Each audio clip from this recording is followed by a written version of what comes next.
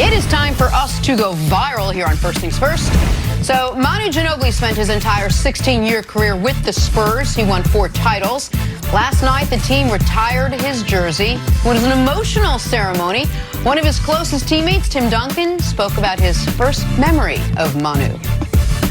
I got that call from Pop.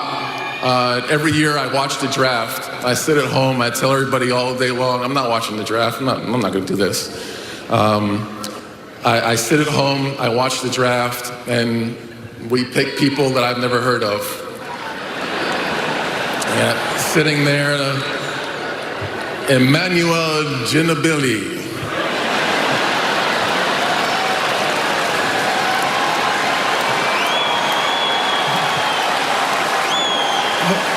Who did we just pick? I was like, oh yeah, he's gonna be great. He's this. He's okay, Pop. Whatever. Yeah, okay. Yeah. That's great. It was great to see them back together. Tim Duncan dressed up for dressed up. He's dressed. I don't know about that haircut. Where's he going? I don't know what that style is right there.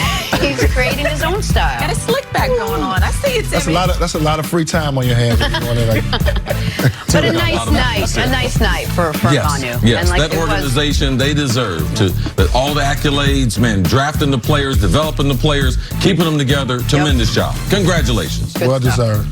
All right, now time for your AT&T wake-up call. Bryce Harper, Manny Machado both made their debuts for their new teams yesterday, and while both went hitless, both teams did win, and both stars did get a lot of love from their new fans. Both do have a chance to redeem themselves tomorrow on FS1. Phillies will take on the Braves. Padres will take on the Giants. It all starts at 4 Eastern, 1 Pacific on FS1 and the Fox Sports app, and it is good to have some baseball back. It's going to get nicer out. Got some baseball to watch. Exciting year in Major League Baseball. A lot of new names, big cash in different places. So we need the whole regular season to find out where all these guys are. The postseason will be amazing. Dodgers started off with the long ball yesterday. So glad to have baseball back. See, it's not easy to live up to a $330 million contract. Nobody knows that more than not me. To football now. Houston defensive tackle Ed Oliver impressed at his pro day yesterday. Ran a 4.73 40 as a D tackle. It's like my kind of speed. See, how good could Oliver be in the pros? Now, he can be good. The thing I'm worried about, he was the only 5-star player we saw not go to one of the Power 5 conferences where he went to Houston. He was an immediate star, freshman All-American. Buyer beware. This might be more of a workout warrior than a Pro Football Hall of Famer. I know all his numbers match up to what Aaron Donald did, but let me tell you what doesn't match up to Aaron Donald. Watch the game tape.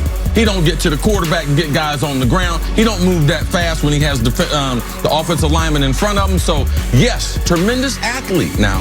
One of the best in the league immediately, but how good he is at defensive tackle, as my man Warren Sapp. All right, to the NBA. Joel Embiid had a dominant performance last night, scored 39 points, grabbed 13 boards in a win over the Nets.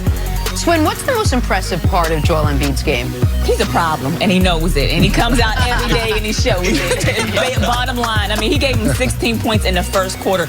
Somebody has to check him on the inside. It has to be done by committee. If not, he's going to give you 40 every night. And on 28 minutes, CC. 28 minutes. I know, impressive. I think the answer to that, he's good and he knows it. Yeah. Attitude. And what is it? And sometimes he comes out and shows it? Sometimes he comes out and shows it. I like it. All right, finally, James Harden dropped 38 in a win over the Nuggets.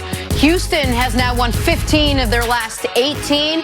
Antoine, any chance the Rockets break through and actually beat the Warriors this season? They have the personnel and the confidence to do it. Obviously, the last couple of years, they have had the most success against this team. But I like where Houston's at right now. One, with James Harden, the way he's playing, we wondered if he was going to wear down towards the end of the season. He hasn't slowed down a bit. My one concern is Chris Paul. He's not at the level that he was last year before he got hurt, obviously, in the playoffs. They got to get Chris Paul back. And I know it's tough with 6-7 games left, but he has to get to playing good basketball. And then they got some pieces that didn't play last night that let's not forget about. Kenneth Faried. Yes. Get him back. He's going to be huge. Gerald Green, another guy who come off the bench and get on a spark plug. Austin Rivers, I thought, was a great pickup and he's played great basketball all season.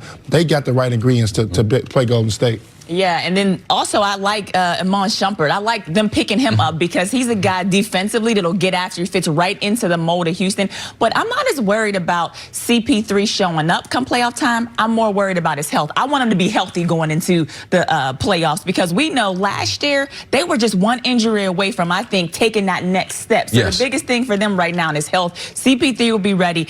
And the thing that he gives Houston and why they could possibly knock off the Warriors, he takes the ball in his hands. He gets other guys involved. When James is out there, James is dominating the ball because he's a scorer. And we've seen how he's scored throughout this whole season so far. But when Cris has the ball, he gets all those other guys involved, and their game takes it to another level. Do you think Chris Paul it's more of a veteran savvy move where he's just trying to make it to the playoff, then he's going to hit that extra gear? Because that's what I seem to see. He's playing very reserved in the offense. James is predominantly the ball handler most of the offensive time. Is that what you see? That's what I see. That's what I see. I think Cris is being very smart down the stretch, making sure that he's healthy, the guys are involved. But when he's needed to take over in certain games, he stepped up, and we've seen that. I think, Twan, the two questions I think we have going into the postseason for the Rockets is, one, can they win if Harden doesn't give you 30-plus every night?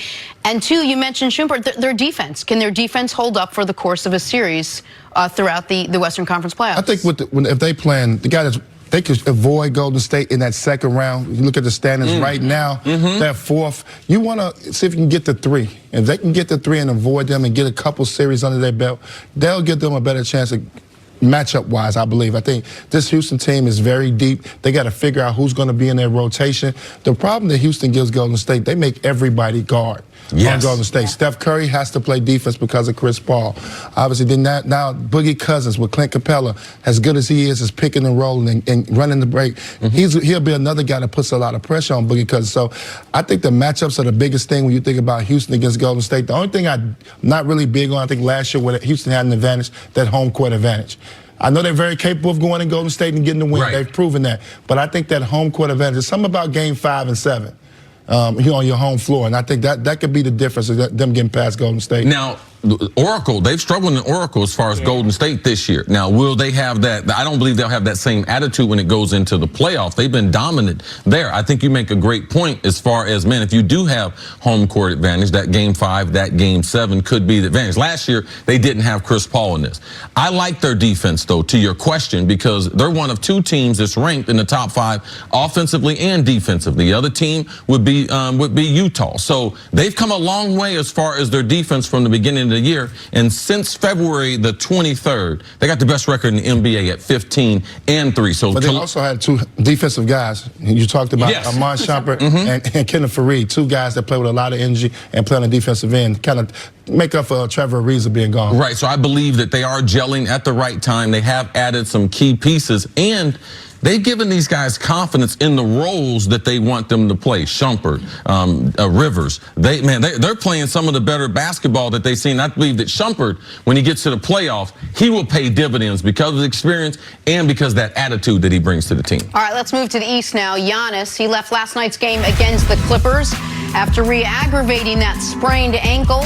Tough break for the guy trying to win his first MVP and lead the Bucks on an extended playoff push. It was reported Giannis clearly limping in the locker room after the game. When asked about it, he definitely had his concerns. Take a listen. It's not going to be easy. It's, usually when you sprain your ankle, you tweak your ankle, you stay out for 2, 3, 4 games. But I don't like missing. Work through it while playing and try to get my strength whenever I got practices, and I try to get my strength, and I think Laura's doing a great job just helping me with that and get my mobility back. We got 6 games left. Going to keep playing, try to play well, but